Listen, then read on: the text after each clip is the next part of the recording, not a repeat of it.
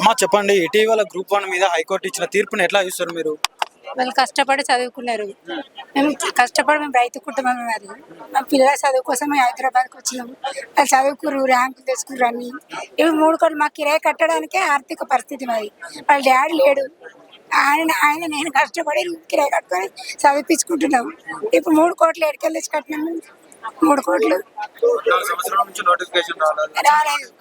వాళ్ళ డాడీ ఆయన mains films exam రాసే ముందు 2 నెలల ముందు చనిపోయిన వాళ్ళ డాడీ.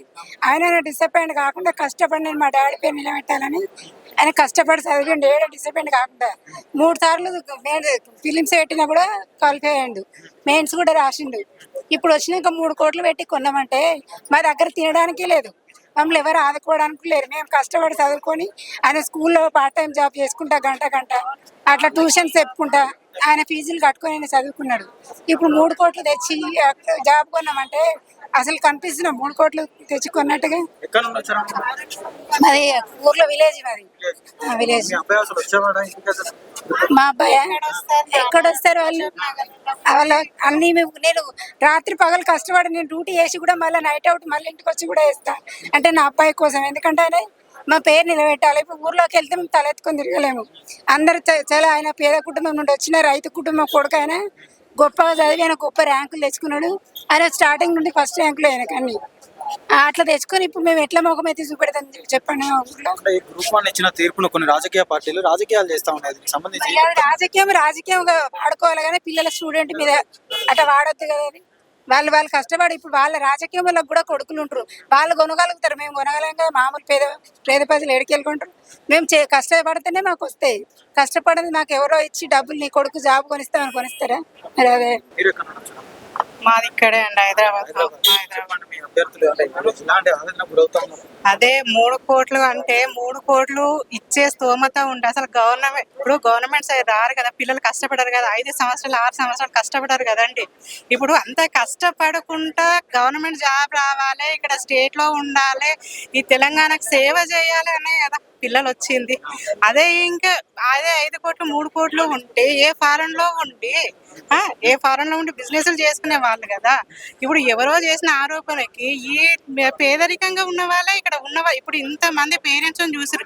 ఎవరైనా 3 కోట్లు ఇచ్చి కొనుక్కున్నట్టు అనిపించిందా మీడియా వాళ్ళకి? అట్లాంటిది ఇట్లా ఆరోపణలు చేసి పిల్లల్ని 5 సంవత్సరాల నుంచి సఫర్ చేస్తున్నట్టే కదా. 5 సంవత్సరాల నుంచి 6 సంవత్సరాల నుంచి మా అబ్బాయి ఇప్పుడు ఎన్ని ప్రైవేట్ జాబ్లు వచ్చినా కానీ వెళ్ళలేదు. తెలంగాణకే సేవ చేయాలి. మేము చిన్న గవర్నమెంట్ జాబ్, మా డాడీ చిన్న జాబ్ చేస్తాడు. నేను మంచి పొజిషన్ లో ఉండాలి, మా పేరెంట్స్ మంచి పొజిషన్ లో ఉంచాలి కానీ దీనికి ట్రై చేసుకుంటా 3 సార్లు వచ్చినా కానీ మొత్తం ఇంకా పిల్లలు అప్సెట్ అయిపోయినారు. ఎన్ని హాస్పిటల్ పాలవుతున్నారండి, మైండ్ డిస్టర్బ్ అయిపోయి హాస్పిటల్ పాలైపోతున్నారు. ఇప్పుడు కూడా అసలు వారం రోజుల నుంచి మేము మంచిగా అందరూ బాగా సంతోషంగా ఉండేవాళ్ళు, కానీ ఇంకా వారం రోజుల నుంచి పిల్లలు తల్లిదండ్రులు ప్రతి ఇంట్లో క్షోభనే కనిపిస్తుంది. ఇప్పుడు హైకోర్టు ఇచ్చిన తీర్పు ఎట్లా ఉందంటే ఇప్పుడు నోటికాడి కోడును లాగేసుకున్నట్టు అయిపోయింది. అసలు మొత్తం 5 ఏళ్ళు నోట్లకు పోయినాయండి. 5 ఏళ్ళు నోట్లకు పోయిన తర్వాత ఈ చేతులు లాగేసినట్టు అయ్యింది. అంతేగాని అసలు చాలా మనోవేదనగా ఉంది. అసలు భరించలేకపోతున్నాం. పేరెంట్స్ పిల్లల్ని చూసి భరించలేకపోతున్నాం. చాలా బాధగా ఉంది. న్యాయం జరగాలి. మీడియా వాళ్ళు కూడా కొంచెం ముందుకు తీసుకెళ్లి పిల్లలకు న్యాయం జరిగేటట్టు చూడండి. మీడియాని నమ్ముకున్నాము, ఇంకా కోర్టును నమ్ముకున్నాము. కొంచెం నమ్మకంతోనే ఇంకా ఉన్నాం పేరెంట్స్. ఎందుకంటే ఇప్పుడు లోపల మాట్లాడినట్టు మీరు ప్రూఫ్స్ చూపించండి, మేము ప్రూఫ్స్ చూపిస్తాము. ఎందుకంటే వాళ్ళ మెటీరియల్ వాళ్ళు చదివే చదువు తల్లిదండ్రులకు తెలుసు, తల్లిదండ్రులు చూపిస్తారు. అదే మీరు కూడా 3 కోట్లు ఎవరు తీసుకున్నారో మీరు కూడా ప్రూఫ్స్ చూపించాలి. అది కదా, అది ప్రూఫ్స్ తీసుకొచ్చి మాట్లాడాలి. కానీ ఏదో పిల్లల మీద నిందలు వేసేసి పిల్లల భవిష్యత్తు డిస్టర్బ్ చేస్తున్నారు. అమ్మ చెప్పండి అమ్మా, మీ అబ్బాయి గ్రూప్ 1 కి సెలెక్షన్ అయ్యాడు. ఇప్పుడు చూసుకున్నట్టయితే మొన్న గ్రూప్ 1 రద్దు చేస్తూ మెయిన్స్ ఫలితాలు రద్దు చేస్తూ హైకోర్టు తీర్పునిచ్చింది. దీన్ని ఎలా చూస్తారు? ఏం చేస్తాం సార్, మేము మా బాబు అయితే జెన్యూన్ గా వచ్చాడు. గ్రూప్ 1, 2, 3, 4 అన్ని సాధించాడు. 5.5 సంవత్సరాల నుంచి ఒక తపస్సు చేసినట్టు చేసి ఫ్యామిలీ ఫంక్షన్స్ కి రాకుండా వాట్సాప్లకు దూరంగా ఉండి ఉన్న జాబ్ వదిలిపెట్టుకొని టెక్ మహేంద్రాలో జాబ్ చేస్తూ దాన్ని వదిలిపెట్టి యూపీఎస్ 3 సార్లు రాసి 2 సార్లు మెయిన్స్కి వెళ్ళి ఇది సాధించి ఇప్పుడు ఇలా అంటే మీరేం చేస్తున్నారు? అదే మేము అడుగుతున్నాం పేరెంట్స్ తరఫున. ఇప్పుడు హైకోర్టు తీర్పు ఎట్లా ఉంది? నోటుకాడి కూడుని లాగేసుకున్నట్టు అయింది ఇప్పుడు హైకోర్టు. అంతే ఉంది. నోటి దగ్గర కూడుని లాగేసుకున్నట్టు అయిపోతుంది. 3 కోట్లు అంటున్నారు కదా, మా అబ్బాయికి 30,000 పెట్టి మేము ఒక ఇన్స్టిట్యూషన్ లో కూడా చదివించలేదండి. వాడేదో 4 గోడల మధ్యలో ఉండి స్టడీ హాల్లో ఉండి చదువుకున్నాడు కానీ ఏ ఇన్స్టిట్యూషన్ లో కూడా మేము చదివించలేదు వాడిని. అనవసరంగా ఆరోపణ చేస్తుండ్రు 3 కోట్లు అని. చెప్పండి. అన్న ఈ 3 కోట్లు అయితే ఆరోపణలు చేస్తున్నారు ఆర్ఎస్ ప్రవీణ్ కుమార్ గారు. మా ఫాదర్ ట్రైబల్ వెల్ఫేర్ రెసిడెన్షియల్ స్కూల్లో పనిచేశారన్న. ట్రైబల్ వెల్ఫేర్ రెసిడెన్షియల్ స్కూల్స్కి ప్రవీణ్ కుమార్ గారు సెక్రటరీగా చేశారు. 5 సంవత్సరాలు చేశారు. స్కూల్స్ని అద్భుతంగా మార్చారు, అన్ని మార్చారు. హ్యూజ్ రెస్పెక్ట్ ఉంది భయ్య మాకు. అంత రెస్పెక్ట్ ఉన్నా సార్, అంత రెస్పెక్ట్ ఉన్న వాళ్ళు కేవలం వాళ్ళు పాలిటిక్స్లో జాయిన్ కాకుండా ఒక పార్టీలో జాయిన్ కాకముందు ఇంకో పార్టీ నుంచి ఆ పార్టీలోనే తిట్టారు. తర్వాత ఆ పార్టీకి వెళ్ళి ఇంకోళ్ళని లేపారు. వాళ్ళంటే కూడా మాకు రెస్పెక్ట్ ఉంది. ఇప్పుడు కేటీఆర్ సార్ అన్న మాకు రెస్పెక్ట్ ఉంది, కేసీఆర్ సార్ అన్న మాకు రెస్పెక్ట్, అందరూ ఉన్నాయి. ఇప్పుడు రేపు పొద్దున వచ్చి మాకు ఇలా చెప్పడం మాత్రం కరెక్ట్ కాదన్న.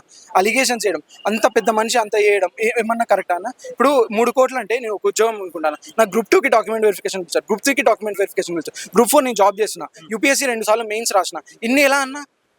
మీకు నిజంగా నాకు టాలెంట్ లేకపోతే ఇవన్నీ అవ్వవు కదన్న. నిజంగా నేను చదవకపోయి ఉంటుంది అవన్న. స్టడీ హాల్ తప్ప ఎక్కడికి పోయింది? ఒక ఫెస్టివల్కి వెళ్ళింది లేదన్న.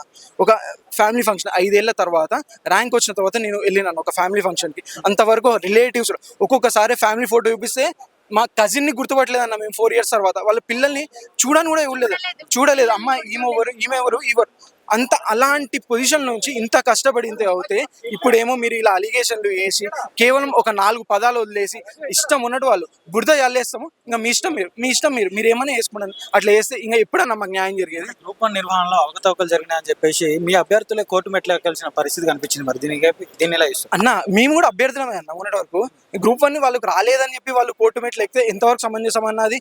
లైఫ్లో ఇంపార్టెంట్ థింగ్ అనేది యాక్సెప్టెన్స్ అన్న. యూపీఎస్సీ నేను మెయిన్స్ పోయిందన్న, కష్టపడి చదివిన 100% వస్తుంది అనుకున్నా. మెయిన్స్ పోయింది, నేను ఏం చేయాలన్నా? కోర్టు ఎక్కి కూర్చోవాలా? సుప్రీంకోర్టుకి వెళ్ళాలా? యూపీఎస్సీ మీద ధర్నాలేనా? లైఫ్లో యాక్సెప్ట్ చేయడం ఇంపార్టెంట్ అన్న. యాక్సెప్ట్ చేయి. నువ్వు యాక్సెప్ట్ చేసిన డిసిషన్ని మళ్ళీ కూర్చొని మళ్ళీ చదువు. వస్తుంది, ఏదో ఒక రోజు నీకు మారుతుంది. నాకు మారిందన్న. నేను యూపీఎస్సీ మెయిన్స్ పోయిన తర్వాత మళ్ళీ కూర్చున్నా, మళ్ళీ కూడా పోయింది నాకు. కానీ యాక్సెప్ట్ చేసిన నా డిసిషన్ యాక్సెప్ట్ చేసి 2 రోజులు ఏడ్సో 3 రోజులు ఏడ్సో ఏడ్చిన తర్వాత మళ్ళీ చదువు, మళ్ళీ చేసుకోవస్తుంది. ఆ యాక్సెప్టెన్స్ లేకపోతే ఎప్పటికీ ముందుకెళ్ళలేమన్న. అంతకు మించి నేను చెప్పేది అయితే ఏం లేదన్న. అంటే ఇప్పుడు హైకోర్టు చెప్తూ రీవాల్యుయేషన్ జరిపించాలని చెప్పేసి మళ్ళీ చెప్తా ఉంది కదా. దీనికి సంబంధించి రీవాల్యుయేషన్ జరిపితే మీరు నష్టపోయే అవకాశం కూడా ఏది లేదు కదా. మరి అన్న రీవాల్యుయేషన్ చేస్తారన్న. ఇప్పుడు ఎలక్షన్సే ఉన్నాయన్న. ఎలక్షన్స్లో అవకతవకలు చేసినా మళ్ళీ వాళ్ళు కూడా అదే చెప్తారు కదన్న. ఏం చెప్తారు? ఇప్పుడు ఎలక్షన్ కమిషన్కి హ్యూజ్ రెస్పెక్ట్ ఇచ్చి యాక్సెప్ట్ చేస్తారన్న రిజల్ట్ని. అలానే టీజీపీఎస్సీని కూడా యాక్సెప్ట్ చేయండి అన్న. యూపీఎస్సీని యాక్సెప్ట్ చేస్తారు కదా. అవకతవకలు జరిగినాయంటే మీ పార్టీలో మీరు ప్రభుత్వంలో ఉన్నప్పుడు ఏమైంది? ఒక మనిషి తప్పు, 2 మనుషులు చేసిన తప్పుకి ఒక వ్యవస్థను అనొద్దు అన్నారు. ఎందుకు? పేపర్ లీక్ అయింది. ఇప్పుడు ఈడేమైనా పేపర్ లీక్ అయిందా అన్న? మాస్ రిగ్గింగ్ జరిగిందా? సెంటర్లు కాంప్రమైజ్లు అయినాయా? ఏం జరగలేదు. ప్రూవ్ చేయలేని అలిగేషన్స్ చేస్తున్నారని. ఇవి కదన్న మెయిన్ ప్రాబ్లంలు. ఇవేమైనా జరిగినా మెరిట్తో. ఇప్పుడు ఇక్కడ చూసిన వ్యక్తుల్లో ఒక్కొక్కరు 4 ఉద్యోగాలు, జేఎల్లు వచ్చినాయి, డిఎస్సీలు వచ్చినాయి, డిఈఓలు వచ్చినాయి. ఆ ఉద్యోగాలు చేస్తూ ఉద్యోగాలు మానేసి కూడా చేస్తున్న వాళ్ళు ఎంతో మంది ఉన్నారు. వాళ్ళందరూ మెరిట్ కదా అన్న. ఇప్పుడు నేను అద్భుతంగా రాశానన్న. ఇప్పుడు ఈ ఇయర్ యూపీఎస్సీ రాసిన అద్భుతంగా రాసిన, లాస్ట్ ఇయర్ ర్యాంక్ వచ్చిన వాళ్ళు ఉంటారు. కానీ వాళ్ళు యాక్సెప్ట్ చేసి మళ్ళీ కూర్చొని చదివిండ్రు. మీరు కూడా యాక్సెప్ట్ చేసి మళ్ళీ కూర్చొని చదవండి అన్న. అంతేగాని ప్రాసెసే తప్పు జరిగిందంటే అది ఎంతవరకు సమంజసం అన్న? చెప్పండి, మీరు ఎంతవరకు సంబంధం? ప్రతి దాంట్లో ఇలా ఇప్పుడు ఒక కాన్స్టిట్యూషనల్ బాడీని మీరు అలానే అనుకుంటే ఇంకేం చేస్తాం? ఇప్పుడు అన్యాయం జరిగింది కాబట్టి మేము మళ్ళీ డివిజన్ బెంచ్కి వెళ్తాం, డివిజన్ బెంచ్ నుంచి మళ్ళీ సుప్రీంకోర్టుకి వెళ్తాం. ఎన్నోసార్లు కోర్టులో ఎంతో మంది మీరు కూడా పోయిన వాళ్ళే కోర్టులోకి వెళ్ళిన. ఇప్పుడు సుప్రీంకోర్టులో కూడా జరిగిందని మళ్ళీ డివిజన్ బెంచ్, సుప్రీంకోర్టులో కూడా కేసులు వేసినవి కూడా వేరే ఉన్నాయి. ఇప్పుడు మొన్న ఆ డాగ్స్ రైట్స్ గురించి ఒకసారి సుప్రీంకోర్టులో వేసినా మళ్ళీ డివిజన్ బెంచ్ మళ్ళీ వేశారు. న్యాయం కోసమే కదన్నా మేము చేస్తే, మేము న్యాయం జరిగే వరకు పోరాడతామన్నా. అది మేము చెప్పదలుచుకుంది, అంతే.